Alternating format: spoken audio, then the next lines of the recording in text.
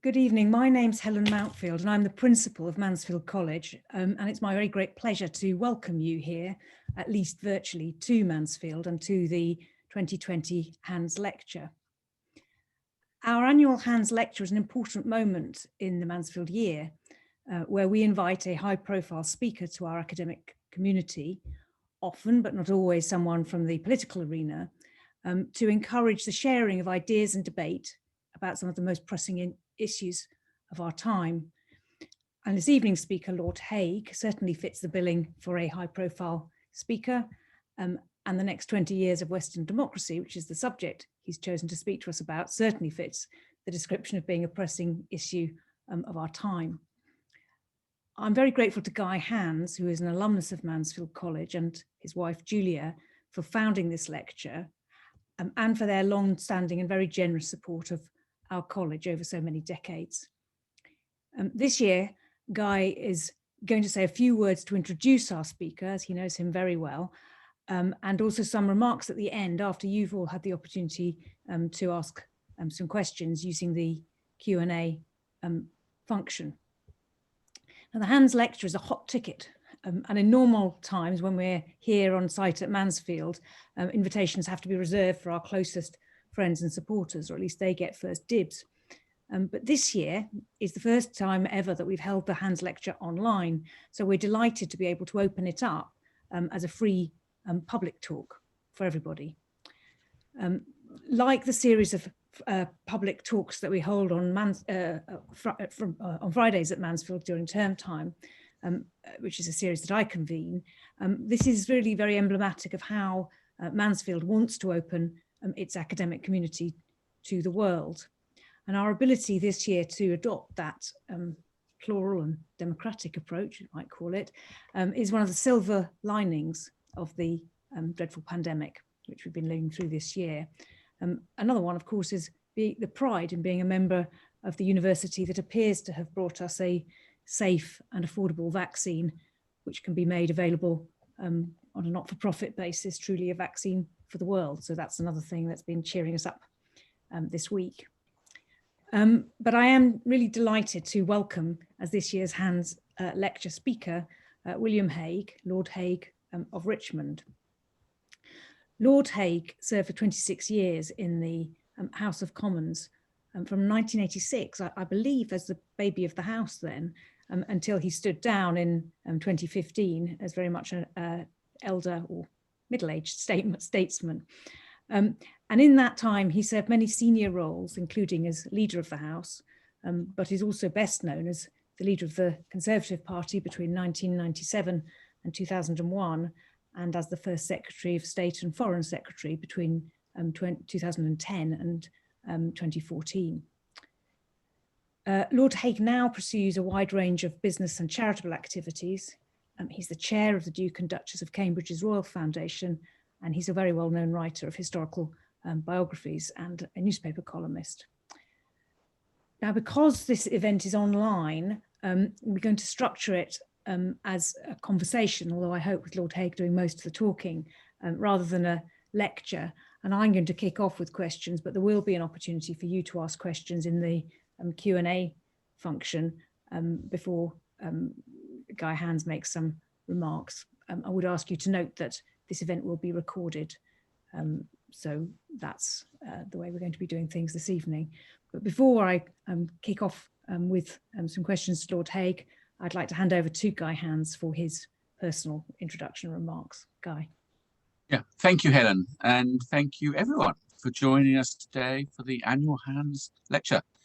This year, the format, as Helen said, is going to be very different. But of course, that's the story of 2020. My wife, Julia, and I are very grateful that this could happen, and thank very much Helen and her team for making it happen. Also thank Zoom. Wouldn't have known what Zoom was a year ago, but now it's become sort of a standard vocabulary. It's the 20th anniversary of our involvement with Mansfield's Access to Excellence campaign. 20 years ago, Julia and I made a promise to Mansfield. Mansfield being the college I myself attended in the 1970s. We promised Oxford that we would find a way to have as wide a social group as possible get access to the very best higher education that can be offered. And that would occur through attending Mansfield College, Oxford. As entrepreneurs and business people, we believe passionately that a diverse population representing the full makeup of society is essential to ensure that the business world is successful. But it's only when you have true diversity that you get the very best ideas in business.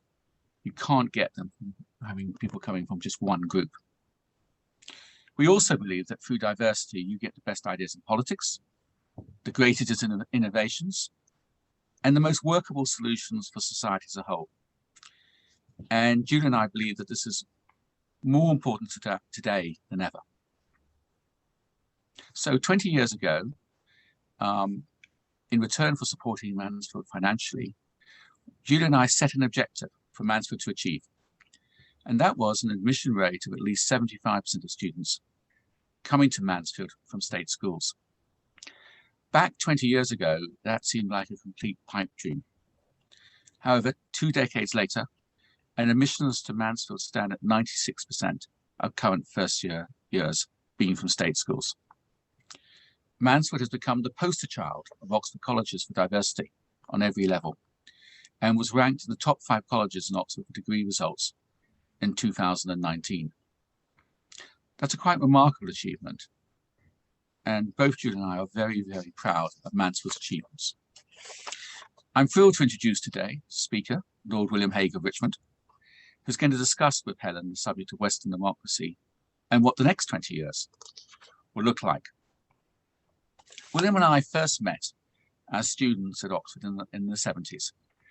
It was a time which saw great political shifts and a time of great uncertainty, similar in many ways to what we're seeing today. I took it about myself to make sure that William didn't fall into the wrong branch of the Conservatives when he arrived up at Oxford. I didn't want him developing into a non-Thatcherite, particularly given the Sun cartoon of him appearing out of a birthday cake for Mrs. Thatcher's birthday. We got on very, very well from the start, and I made sure that William was introduced to the spiciest Indian dishes from my favourite curry house on the Cowley Road. He discovered pretty quickly that lime pickle was not a citrus-flavoured cooling addition to mealtime, and that Bombay ducks had really nothing to do with ducks at all. William then sold pictures door to door for me, and he was my secretary when I was president of the Oxford University Conservative Association. He also became my tenant in Nelson Street. But to even it up a little, I was his bursar when he was president of the Oxford Union. He's been a wonderful supportive friend for over 40 years, being the best man at mine and Julia's wedding, where he made a great speech that was both tasteful and funny. The best line of which, according to Julia, is that marriage is a mutual admiration society where one person is always right and the other is the husband. And as he added, and never has this been so right as here today of the marriage of Julia and Guy. William is never boring, and I'm sure he'll have many highlights to bestow upon us today. And with that, I'd like to hand it over to William and Helen. Thank you. Thank you very much, Guy. William, you said you wanted to talk about the next 20 years of Western democracy. And I first suppose the founding question is, why do we care? Why should we value democracy?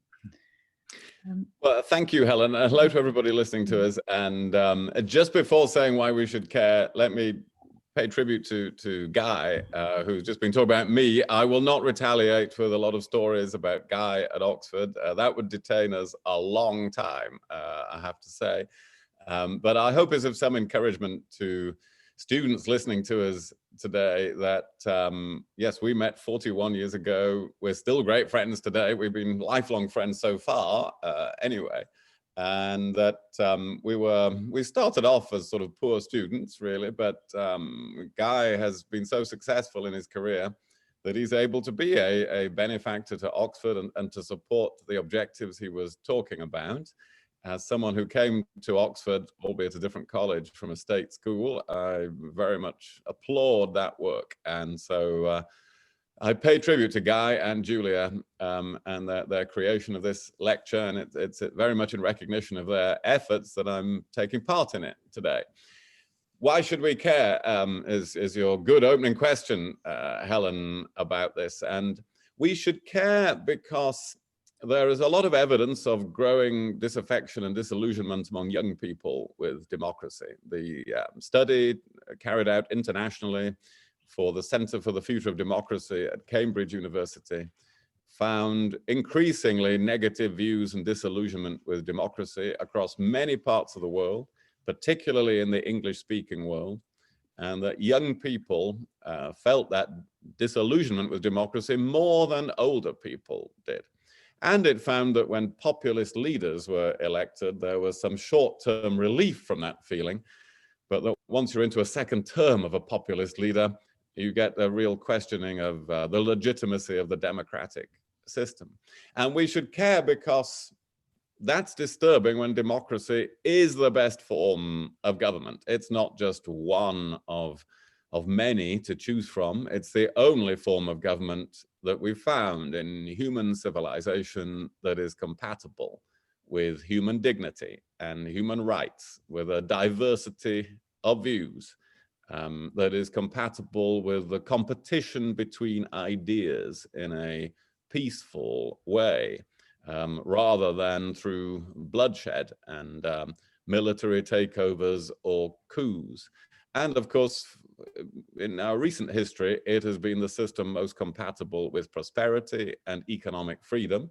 Although now China under Xi Jinping is setting out to show you can be the biggest economy in the world without being a democracy, which is an important challenge to the democratic idea.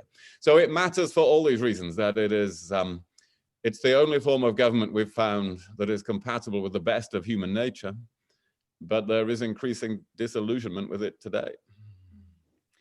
William, you say that democracy is the only system of government that's compatible with human dignity.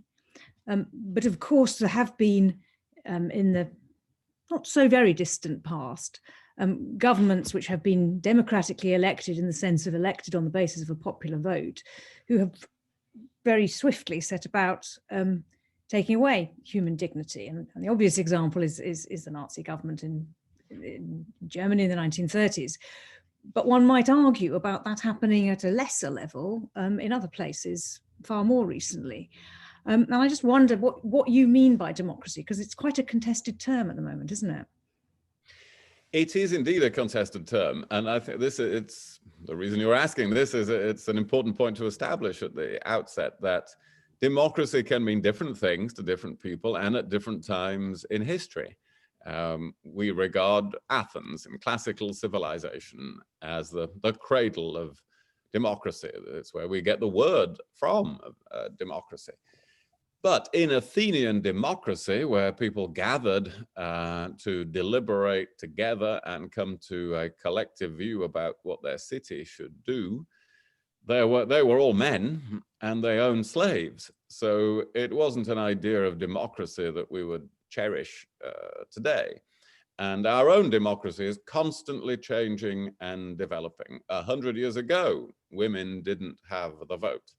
At that time, Oxford University had its own members of parliament. It had its own special members of parliament, elected by a much smaller number of people than most members of parliament.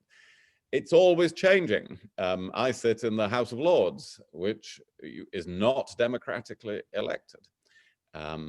I was once being advised by some Foreign Office officials to complain to the Russians when I was on my way to Moscow that their upper house was all appointed by the president and not democratic. And I said, well, wait a minute. We have an upper house that is a bit like that. And now I hope that will change. I actually believe we should have an elected upper house. I will always happily vote for my own abolition in that sense. So democracy is changing all the time. I think the example you give of the Nazi takeover in Germany, yes, that started with a democratic vote, but it also represented the collapse of democracy.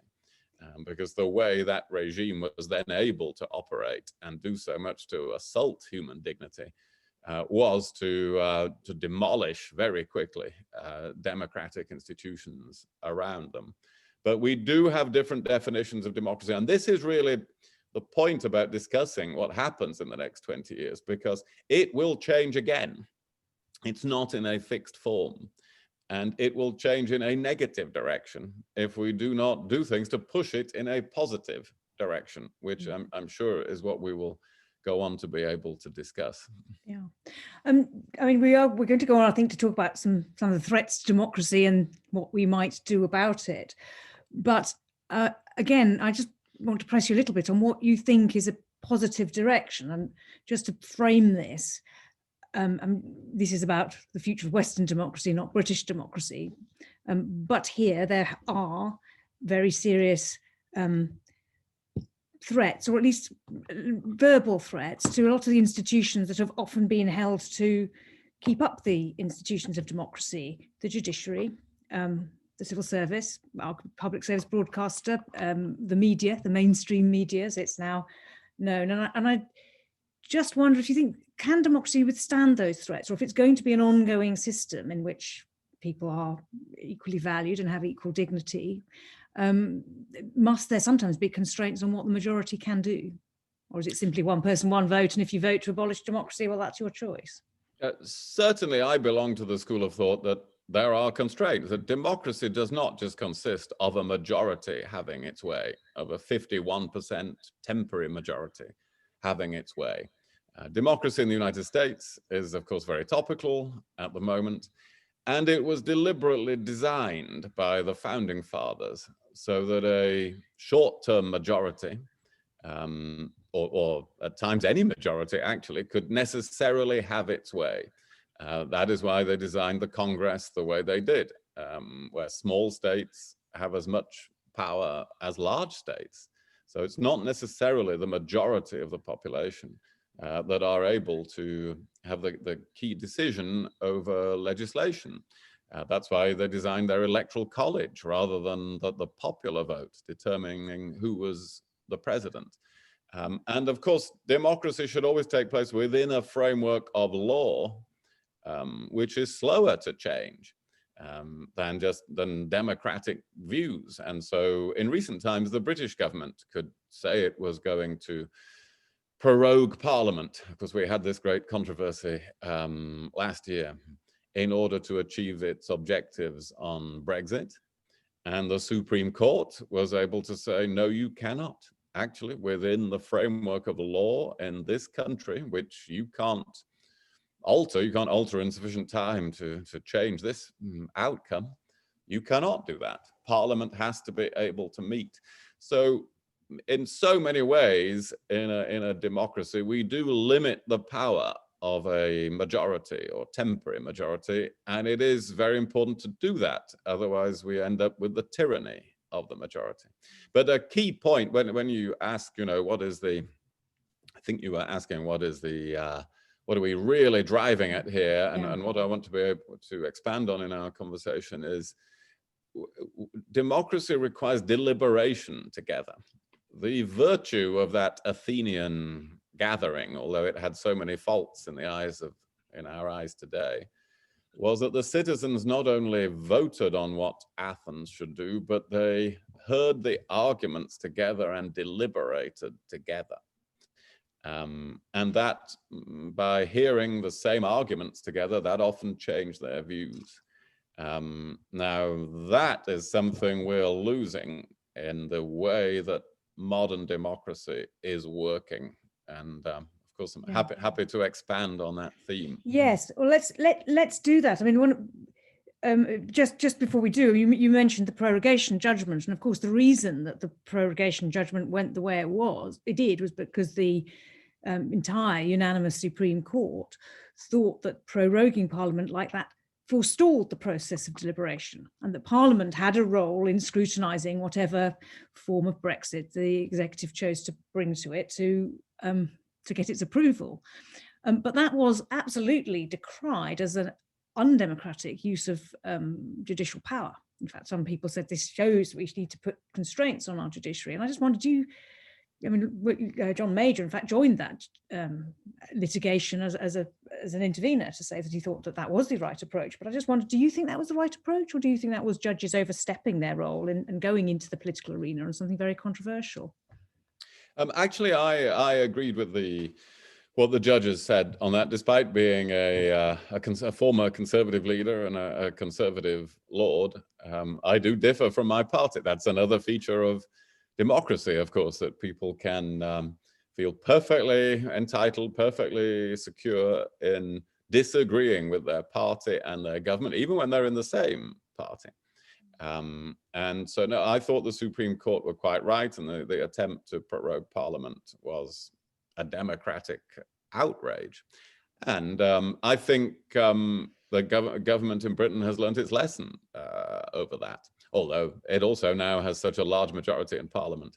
It doesn't have to worry about being in that situation. But I think for the longer term, governments will have learned their lesson. That was an important, timely reassertion of the power of our unwritten constitution. And hopefully we're seeing today in the United States a reassertion of their written constitution, that even though an incumbent president insists that he has actually won an election where there is no evidence at all that he has won it, and even though he has been talking to members of his own party about efforts to frustrate the implementation of that result, those party members, while they may be keeping quiet about it a lot of the time, are going along with implementing the law and the functioning of democracy.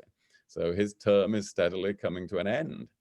So democracy has a resilience. This is an optimistic note to note at this point, that there's a lot of resilience in the institutions of countries where democracy is in our DNA. And so the problems of democracy are not something to panic about, but they are considerable and they do now need attention. Yeah. So not to panic, but you think democracy is under threat. What do you think some of the threats are? You can put them in whatever order you want, but I mean, well, if we can go through some of them in perhaps in ascending order of importance, one that I think we have to note and that we have to deal with is, it's far from the whole story, is foreign interference today in democracy. Now you can, voters can hear many messages, read many messages in an election where they cannot be sure where they come from. This is breaking an important principle of democracy. In fact, Guy, Hands and I were once involved in exposing something of a scandal in a student election in Oxford. It would take our whole time to tell you the details, which was all to do with the absence of an imprint on a piece of election material. And that's a very important feature of British democracy in our parliamentary elections, the imprint, that you can tell who published and who printed a piece of information. And by that means, if it is libelous, if it is demonstrably untrue, if they are printing so much of it they are exceeding their spending limits, you can pursue all these issues. Now, of course, in the age of social media, the imprints are not there, and you don't know when that is coming from Russia.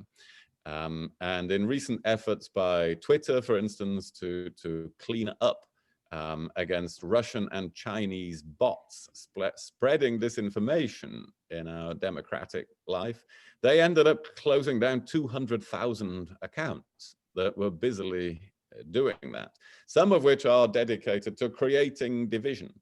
So for instance, after a terrorist attack in this country, sending out messages saying, retweet if you think Islam should be banned. Messages to try to create impassioned division, not a particular objective, but to destroy political consensus in the UK and elsewhere. So one threat that we have to be fully cognizant of, identify and defeat, that is an effort to undermine the legitimacy of our elections, is foreign interference in them. And that requires transparency, requires working with those social media companies. It requires digital imprints in the future, you know, changing the law. I think the British government is looking at that so we can identify where information is coming from. And it requires democratic nations to stand together in calling out and identifying that sort of behavior so that people can be aware of it when it has happened. So that's one that we can sort of, that is quite a sort of discrete threat that we can deal with and maybe move on from that. Yeah, I mean, you've identified, I think, quite clearly why, and we can move on to, I think, to talk about this, about why these foreign threats have perhaps been amplified and sort of supercharged by the ways in which we communicate politically at the moment. But it puzzles me that Cold War having ended, quite why the Russians and the Chinese, I suppose, care so much about destabilizing Western democracy. And is it that just, you know, you're the former foreign secretary. This is just realpolitik, is it? It's just doesn't even seem to be particularly ideological. It's just. It is realpolitik. It is. I when I began as foreign secretary, made huge efforts to improve relations with Russia. The high point of which was when I took President Putin to the judo at the Olympics in London. He and I both being judo enthusiasts, and we had such a great time, and relations had never been so good. Well, within a year, they were terrible again because we had fallen out over events in Syria and over Russia's invasion of a neighboring country in Crimea, not something that we democratic nations regard as an acceptable piece of behavior. President Putin has been on the receiving end of European unity with sanctions against Russia. And of course, all the disputes over Ukraine, Georgia, and so on. So it's not surprising there is a Russian strategy to weaken the unity of European democracies. And there have been Russian links identified in the financing of far-right political parties across European countries, and of course, interventions in elections and political discourse of the kinds I've described. So it is for a reason, which is to weaken the capacity of a rival system, a democratic system, to impose penalties on Russia and to stand up for itself. Okay, so this is, at least this current form of foreign interference is particularly a problem and part of a problem because of the very rapid development of social media and media discourse, the kind of polarization which has developed very, very fast. And I just wonder what you think, why you think that is any more threatening than, you know, the Sun and the Daily Mirror, to take a sort of, you know, our generation way of looking at who is influencing people's views. Why does this matter any more than that some people read a left-wing newspaper and some people read a right-wing newspaper? It is a big problem, actually. And again, let me just start this with a little story. Last year, I met a man here in Wales who said to me, well, I voted to leave the European Union because I found out they were going to abolish the Queen.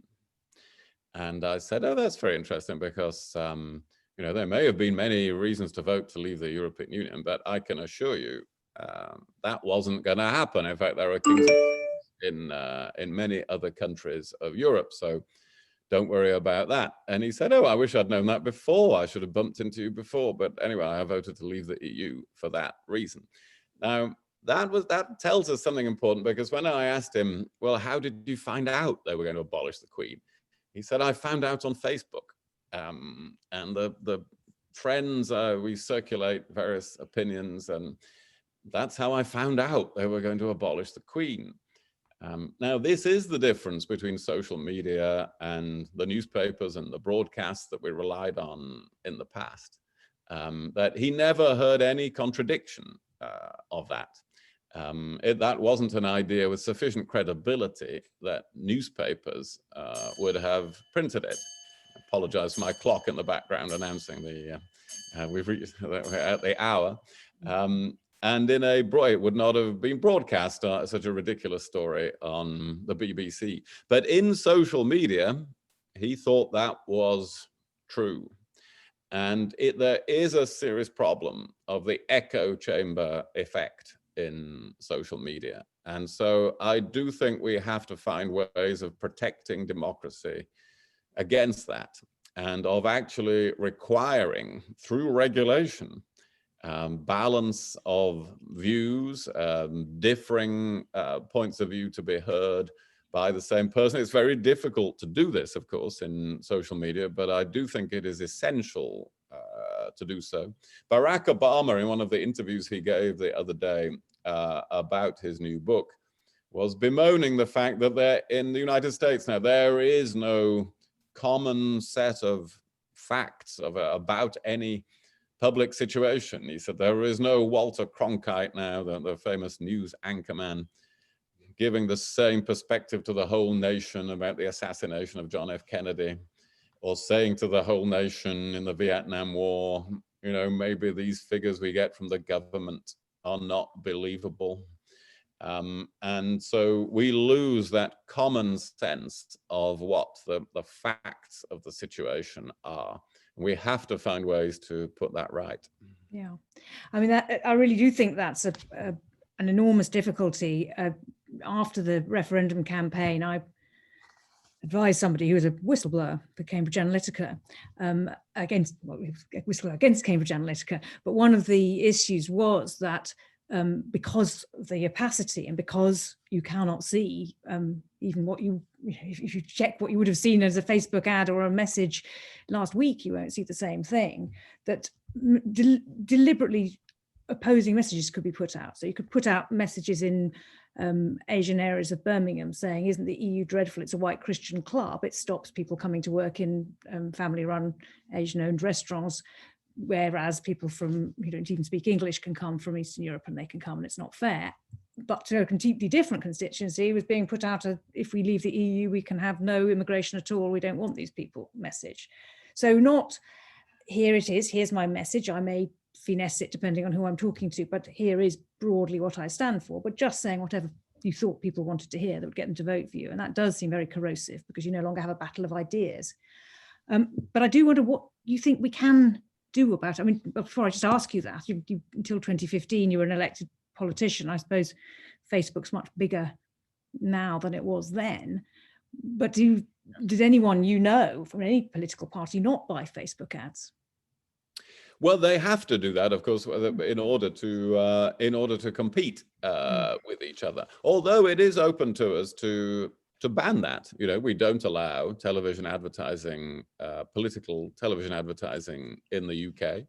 And it is possible to clamp down on it in social media. And there are many other ideas. I'm just looking at my notes here because I have assembled quite a list of things that one could do to change the way social media polarizes opinions. They get quite technical, you know, they're about changing the actual news feed algorithms on Facebook and Twitter to stop the emergence of echo chambers, because the algorithms actually give people more of what they already agree to, but often a more extreme version of it. And ways of actually giving less attention on social media to super sharers, the people who share thousands of posts, who get then a disproportionate share of influence on social media. It's entirely in the hands of social media companies to put that right. But of course, what we're talking about in social media is one aspect of increasing polarization, that is exacerbating polarization, that is the bigger threat. And I wouldn't want to claim that that's all the fault of social media or all the fault of foreign interference.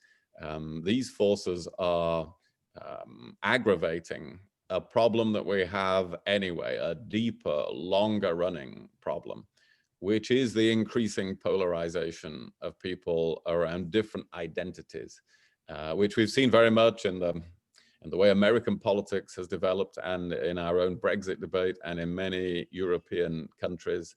And I think that is at the heart of our problem. There are also things we can do about that. Yeah. Okay. So we can, if if politicians feel the power, and politicians don't always feel great power in the face of powerful media operators, I can think of the mainstream media and the powerful operators there, and the extent to which politicians of many different colours feel a great desire to humour people, but this is perhaps supercharged on social media and more atomised. What else do you think is a particular threat to democracy? Well, the deep polarization of society into different identities is undoubtedly a threat, and this we have been building up over many years. Again, let's illustrate it with an anecdote and a personal story rather than abstract ideas.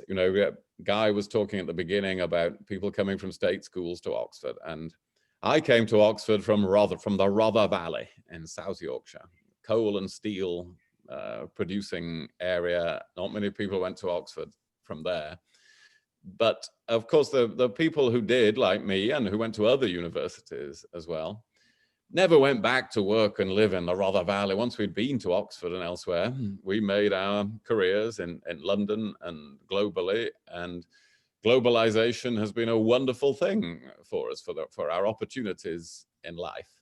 As far as I'm aware, all of my friends who left the Rother Valley and went to university in 1979 voted to stay in the European Union, whether they were Conservative or Labour or whatever, in the referendum. And all of our friends, as far as I can determine, who didn't go to university and stayed in the Rother Valley and stayed and lived and worked there the last 40 years, they all voted to leave the European Union. So now, I'm not saying here who's right and wrong, it's just the dividing point in our attitudes, whether we were liberal internationalists or more conservative voters with a small c, was at age 18 in those who went to university and those who didn't. And I think we have greatly underestimated over the years the effect of that divide and given far too little attention to the education and the status of the other 50% in society. And now we are seeing the result of that, and we might see more of it in the wake of the pandemic, just to be a little alarming, because I suspect we're on the age of a wave of innovation, of automation and digitization in the coming years, which will be marvelous for everybody who has the skills to make the most of that, and pretty terrible for those who don't. So education and skills, attending to the education skills of the other half of the population is a fundamental part, in my view, of avoiding this long-term polarization of society. Now, there are many great minds have turned their attention to this in recent times. Francis Fukuyama, famous commentator, in his book On Identity. There's a very readable book called The Wake-Up Call about this year's pandemic by John Micklethwaite, which all talk about the need to recreate a common identity in Western societies, that we are breaking down into different identities. They may be ethnic, they may be cultural in many different ways, they may be political. But we have to find ways of creating within democratic nations more of a common identity. All of them end up arguing for more national service and that sort of thing, national community service, not necessarily military service, so that people of many different backgrounds mix together much more. Now, we will have to think of many effective ideas of that kind if we are to recreate a common identity that is currently being pulled apart. I'm sorry, that's a very long answer to your question. No, it's very interesting, but I mean, you're talking about hollowing out and the loss of a sense of shared identity. And I think when you originally talked about the idea of democracy as being deliberative, I don't know how many itives there are, but as being about discussion and being prepared to share ideas and discourse with people. I mean, one of the things that happened when I was growing up, I also went to the same Oxford College as you, from a state school, from a different end of the country, but about 6 years later. But one of the things that happened to me when I was growing up was the famous statement by Mrs. Thatcher, there's no such thing as society, there's just individual men and women and families. And in a sense, why wouldn't you leave wherever it was where there aren't very interesting jobs or opportunities and go away and not come back. What do we do to create that sense of belonging and association, a community of some kind? And in fact, one of the questions that's come up, which I can throw in at this stage, is someone, Matthias Cronenmeyer, saying it was news to him that Oxford University had its own MPs, but what is the role of civil society institutions like universities or churches or trade unions in keeping democracy on track? So how do we kind of re-knit people, given that we are going into our echo chambers, and given that actually society is becoming more unequal than I think it's been for about 100 years certainly in Europe? Well, there are a couple of broad ideas here which need to be discussed. One is localization, giving people a greater say over their local decision making. There were some efforts to do that in the coalition government, at the parish level, at the local planning level. But there have also been some important experiments by local authorities, and here it's very interesting what has been done by a Labour council in Preston in Lancashire to create greater localization in the sense of trying, within rules of public procurement and tendering rules, to ensure that more of the wealth of that area stays in that area, that people choose wherever possible to support local businesses and to use local services. And they've done that within the confines of the powers of a local authority. But I think they have achieved some things with that. And I think that type of policy can give people greater hope that local democracy means something to them. Another important idea, which can be at the local or the national level, is the citizens' assembly. Now, this is being experimented with in several countries. President Macron has called citizens' assemblies together after the riots in France over the last couple of years. Ireland very successfully used a citizens' assembly to explore what change could be made, what might be an acceptable change to its abortion laws in a historically very Catholic country. The Citizens' Assembly, or a random but representative group, once it met, came up with a more radical change than political leaders would have suspected, and agreed it within the Assembly. And that was the option that was approved then in a referendum. And there was an interesting experiment by, I think, the Constitution Unit at University College London a few years ago, with a citizens' assembly on Brexit, of people who were made up equally of people who voted for and against Brexit. But when put together in a room to argue it through together, to deliberate together, rather than just vote against each other in a referendum, as to how to implement Brexit, they came up with a reasonable, workable option of doing Brexit, but doing it in a fairly soft form, with continuing close trade and other ties with the countries of the European Union. They actually found more of a consensus than our political system has been able to find. So I'm not suggesting this is the whole answer, but I do think the hallmarks of the things that are the answer include deliberation and include more localization, so that democracy is tangible, and so that people are working on solutions together rather than taking up entrenched positions against each other. And to include the question that came in about what is the role of institutions, well, they all have a role in that. Churches, local authorities, and others can all play a role in promoting the kind of things that I've just been talking about. It's interesting that you spoke about trying to promote localism within public procurement rules. And of course, you could, and as a matter of legislative change or anything else, you could put that in as a relevant consideration when a public authority was contracting. But another question I've been asked is that one of the problems that's arisen in relation to democracy is trust in the people who are the politicians, and particularly, for example, in the light of the recent swathe of stories about the setting aside of ordinary public procurement rules because of the emergency for PPE, it led to a widespread perception that there's been favouring of supporters of the Conservative Party. Do you think that that undermines public trust in government, that perception, and the idea that actually democracy, it damages democracy, and the idea of deliberation? Well, it would. If that turned out to be true, it would, and that would be quite wrong if that happened. Thankfully, I'm 5 years out of government, so I don't know whether it has, but I would be very disturbed if it had. It's not surprising, of course, in a crisis, whether in a war or a pandemic, that a lot of money is spent in a hurry, but it certainly shouldn't be spent on the basis of favoritism or political connections. And such allegations, and many others, of course, that we can think of, can undermine public trust. And it is a problem for democracy that the mature democracies have not coped very well in this pandemic.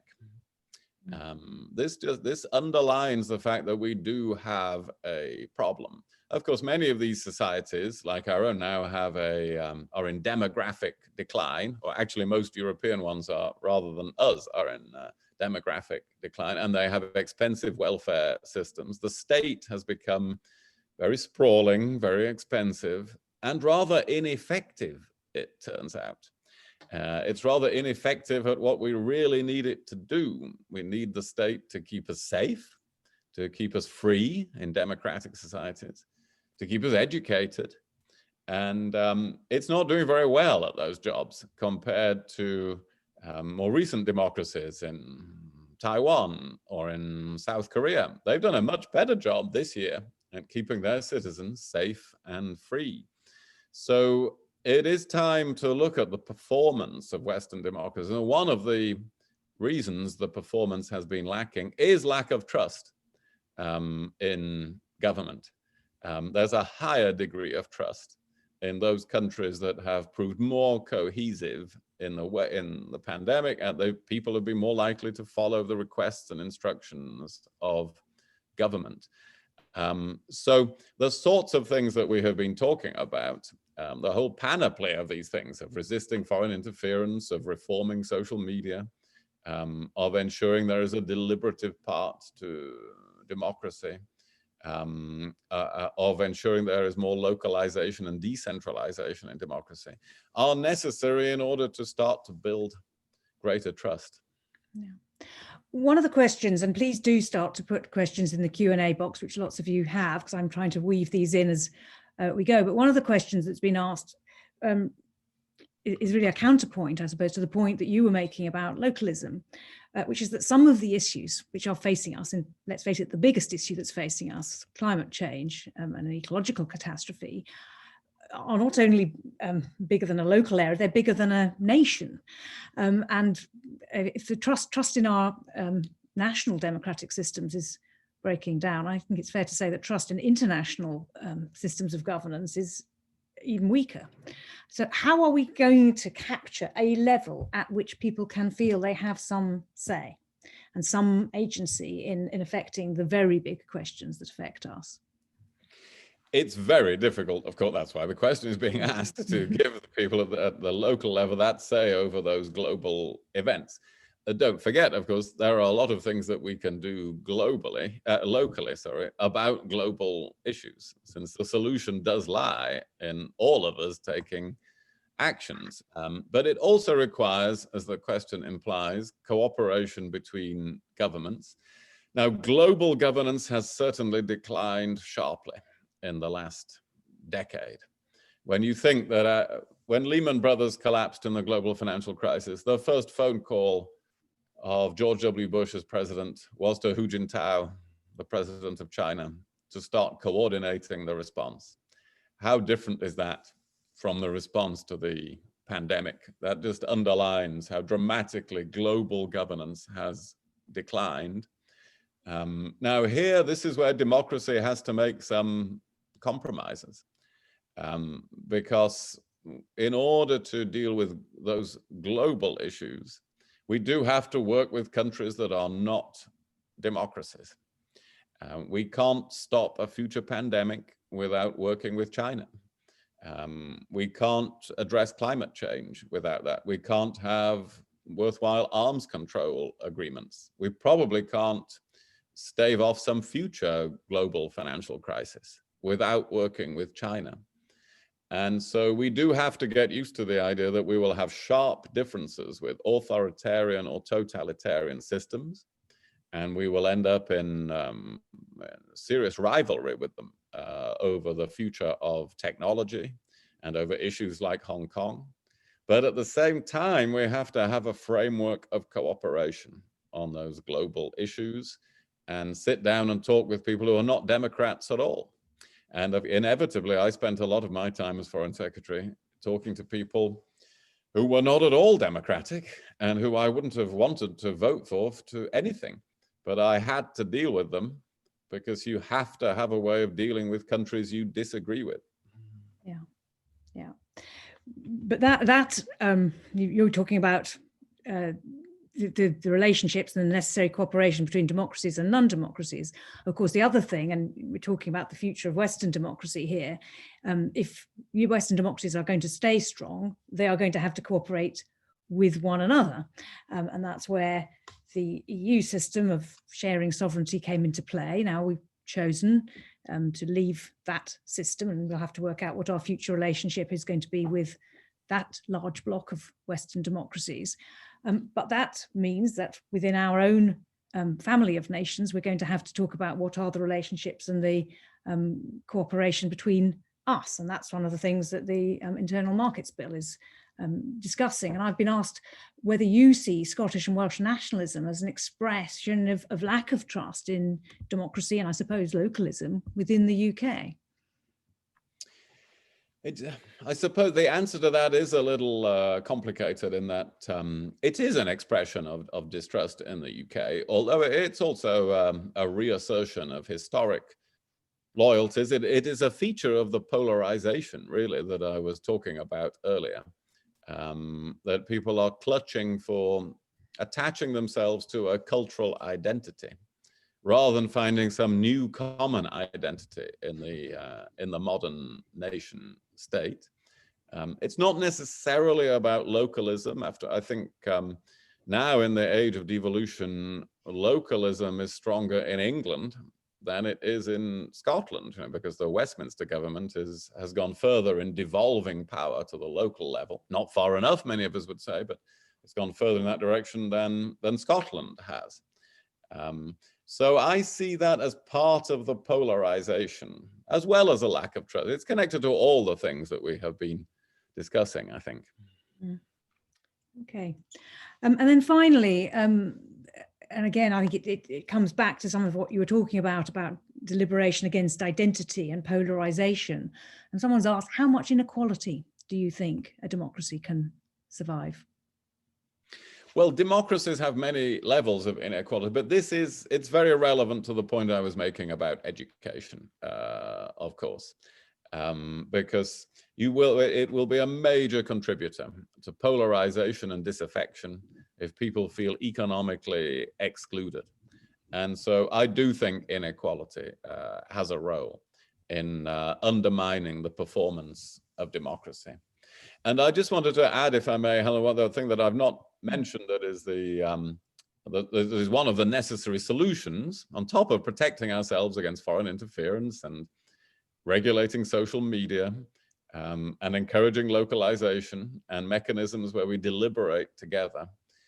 It is also essential to have leaders who use forbearance, employ forbearance in the use of power, who themselves recognize the importance of democratic institutions and avoid winner-take-all situations in how they use democracy. Here, obviously, I'm thinking of President Trump, and but one of the worries of both sides in the American presidential election was that it was a winner-take-all outcome, that America might change irrevocably if the other side won. That was the fear, at least, of both sides. There has to be a tolerance of the other side winning, an acceptance of that, and that not everything will change. And that depends on the behavior of the winning side as well. When I lost to Tony Blair in the 2001 election, I was disappointed to lose, but it didn't mean that Britain as we knew it was coming to an end. It didn't mean the Conservative Party couldn't be back 1 or 2 elections later in government, which indeed we were. It was just part of how democracy functions. Too many more recent political leaders have ramped up the stakes that we're fighting for in elections to such a degree that people think they can't afford to lose, and that Donald Trump now can't afford to stand aside from the presidency. So it does require that, however many citizens' assemblies and locally empowered people we create, it is very important to have leaders who behave in that way. And dealing with that, and the leaders who behave in that way, someone's asked, what sort of protections do you think that we could adopt against increasing populism, if we see that as a problem? I think all of the things we've talked about, hopefully, are that if people got a more balanced view and more varied view in the media that they are using, and if we were making a great effort as a society to avoid that division into 2 parts that I was talking about, well, I think those would be big contributors to defeating a future rise of even more intense populism. But these things are urgent. And so while democracy is not about to collapse, we do have to attend to it. It is in a poor state of repair. And now it's like a building that we have to attend to, that we have to refurbish, and we have to make sure it's up to date again. For the modern world, with rules and regulations for the modern world, which we don't actually have at the moment. All of this is part of resisting a collapse into populism in the future. Right. I'm going to ask you one more question before I hand over to Guy to give us some more remarks, but I hope a positive note to end on. Someone's asked you if there's a particular democracy that you admire at the moment, which you believe we could learn from, or somewhere where you think they're doing things well. Well, we can all learn from each other, can't we? And there are many attractive attributes of British democracy. But when we think of the pandemic this year, we can particularly learn from countries which have accepted strong scientific advice, but not been under the illusion they can follow the science. And where national, local, and regional leaders have been able to work together in a way based on that scientific advice. If you looked at the major European countries, you'd have to say Germany functioned better than the other big democracies in the face of this pandemic, although they have many serious problems, as we all do today with the pandemic. And then you could point to other countries. I mentioned some of them. I mentioned Taiwan, for instance, or we could look at New Zealand, which of course inherited our own concept of democracy, which have used their island advantage. Democratic nations that opted for strict use of the advantage of being an island, something that we didn't do. Although Guy is sitting happily in Guernsey, where they have absolutely used the advantage of being— That's a very small island. Yeah. And one final observation: what do all these countries I'm talking about have in common, apart from being democracies? They're all led by women. So maybe that is something we have to learn from. Thank you.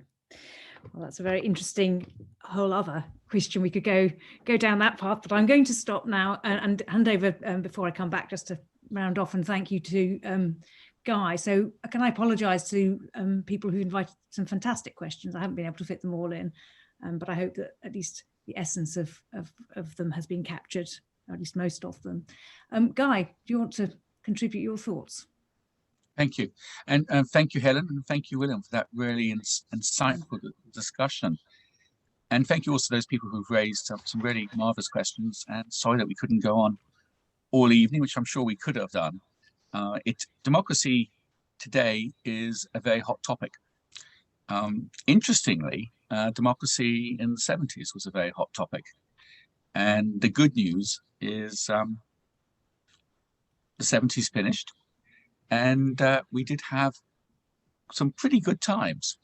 So I'm not negative at all. I'm concerned, but not negative.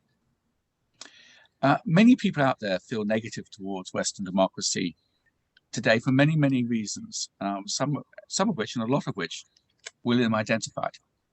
He also identified, which I think is very important to remember, that democracy takes many different forms. People often forget what the advantages of Western democracy actually is. I think about the Cold War and how for 50 years we were fighting a battle against communism on behalf really of Western democracy. In the process of that fighting, we really forgot the reasons why we were fighting the battle in the first place. And to a large extent, our winning of that battle meant that we didn't have the same belief in defending what we thought was good about democracy. Democracy is a very, very good system, I believe. It comes with a lot of values that are wonderful values. It's really, really important. Unfortunately, the polarization that's occurred, as William pointed out, over the last, probably the last 30, 40 years, but it's crept on us very slowly, and then over the last 10 years, it's become very obvious, has threatened the form of democracy we've got used to. In the States, we now have the most polarized of all Western democracies. And that polarization is a huge threat. I agree with William that a functioning and engaged democracy is worth saving. But I think to bring democracy back to life is going to require very direct representation and participation by many of those it represents. That doesn't mean quick referendums. It doesn't mean people going on Facebook. It doesn't mean people putting slogans up in their driveways. The issues we face today are complex. However, my view is that the population actually has an amazing ability to understand the complexity of those issues if taken out of a system which shouts and screams and doesn't give anyone time to think. How we get a level of honesty of communication in today's political system is clearly difficult. COVID has laid bare the consequences and the huge challenges facing Western democracy when you can't have those discussions. It's taken place at a time when a large part of society doesn't feel represented. And on the one hand, you can see in countries around the world, most clearly in the United States, where you don't have a consistent policy which everyone can buy into. You can't deal with the virus. You have difficulties, and literally thousands of people die who there was no reason to die. However, on the other side, it's also shown, and as William points out, this has largely happened in countries which have been run by women. It's also shown how collectively society can do good. And we shouldn't forget that within the UK, there's been a massive community social response that's been largely positive. People across the country looking after their neighbours, the inspiring image of Captain Tom's determined fundraising for the NHS, and changes occurring in everything from how we run hospitals to how we queue at grocery stores. Those ideas and those behaviours have come up from the bottom, and they've come up where people have felt engaged. And that proves that when people are engaged to solve problems, change can be radical and it can be quick. I see this in businesses the whole time, and I'm sure it's exactly the same in politics. As William said, good democracy is not about those who win the vote imposing their views on everyone else. Good democracy is about bringing people together, not just to vote the individuals who've been voted in, but also collaborating with the losers to achieve buy-in for the majority of the population.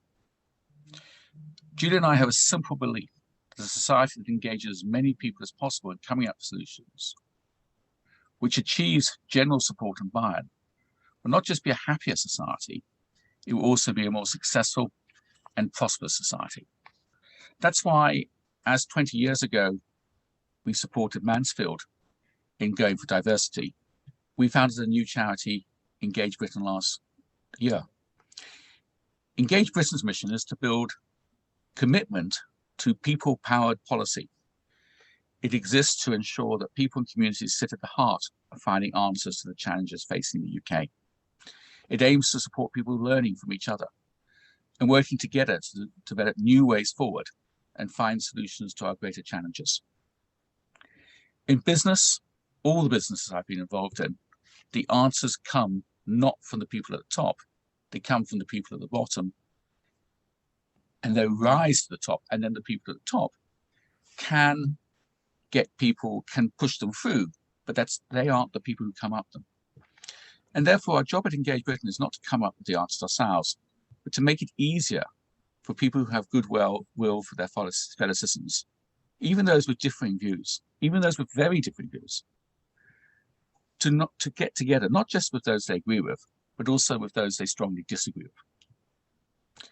It's simply there to help people engage, not to lecture, not to tell them what to think, not to tell them what to do, not to bully them, but to make it as possible in Britain to engage as many people as possible coming up with the answers. I believe that technology, which has been very negative, can also be positive. I've got absolutely no ideas what decisions can be made by these groups, what policies will emerge. But what I do know is to make things succeed, you have to have buy-in, you have to involve everyone. And I believe that this is the path to save Western democracy over the next 20 years. The path has to be one about how we get the conversation going amongst the majority of people, the so-called silent majority. If you're interested in learning more about Engage and joining the conversation, this is a terrible advert, but I'm going to give it. You can go to engagebritain.org and sign up to learn more. Receive the newsletter and get information. I really enjoyed listening to Helen and William. I really do believe that saving Western democracy is really important for its values.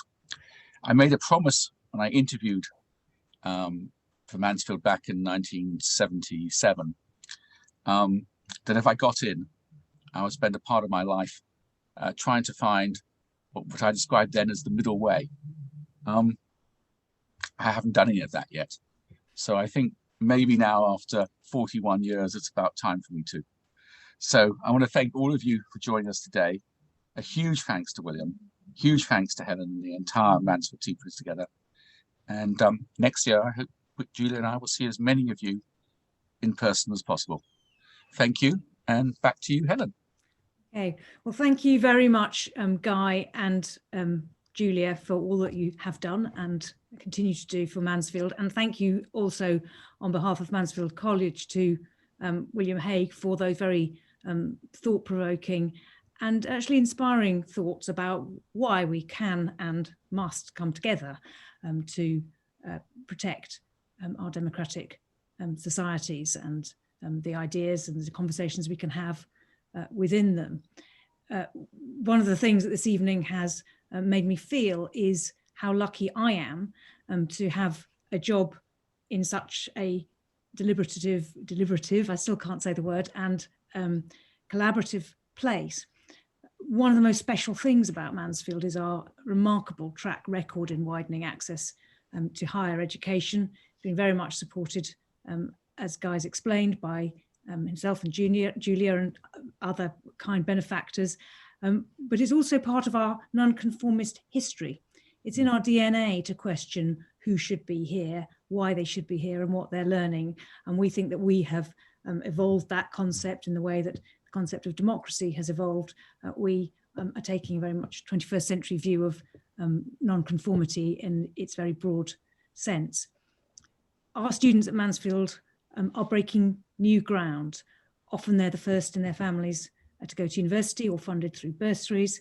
They share ideas, they are questioning, and they're brilliant scholars. And some of them would not have believed that Oxford was a place for them, or might not have had the chance to come here if we hadn't over 20 years developed the ideas that we have about looking for merit in a very broad sense. And we do believe that that is why Mansfield now rides so high in the Norrington table, which is the rating Oxford has for academic excellence. We're delighted that because of moving this event online, we have been able to have so many people join the conversation and consider the ideas. Please carry on sharing ideas with us, coming and hearing different points of view. If you want to find out more about Mansfield College, you can go to our website, and there is all our news. There's a film about Mansfield, some newspaper articles about us, and many of the wonderful Friday talks which we've held are published there, or recently you can see the see recordings of them, or go to the YouTube links for them.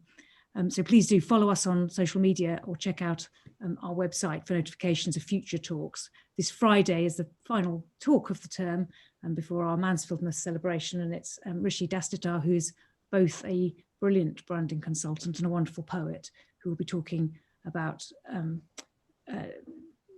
creativity in the 21st century, and is a marvellous advertisement for the varied ways of being that Mansfield can give people or help them find their own roots too.